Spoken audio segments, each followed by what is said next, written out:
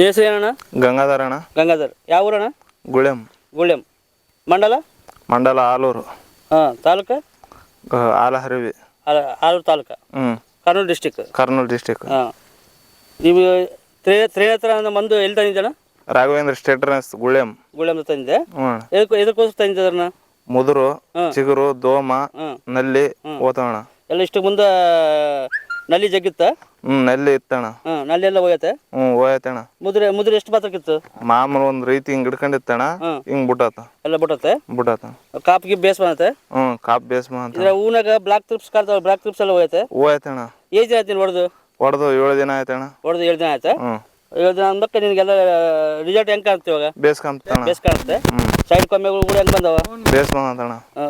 ಈಗ ನೋಡಿ, ಈಗ ಚುಪ್ಪೇಂಡಿ ಇಲ್ಲಿ ನೋಡ್ರಿ, ಮುದ್ರ ಜಗ್ಗಿತ್ತು, ಮುದ್ರೆಲ್ಲ ಕಂಪ್ಲೀಟ್ ಎಲ್ಲ ಹೋಗಿ ನೀವು ಕೂಡ ಬಂದ್ರಿ. ರೈತ ಮಾತನ್ನ ಕೇಳ್ರಿ. ಹೂವು ಕೂಡ ಫುಲ್ ಇವಾಗ ಹೂವು ಕೂಡ ಬೇಸ್ ಬರುತ್ತೆ.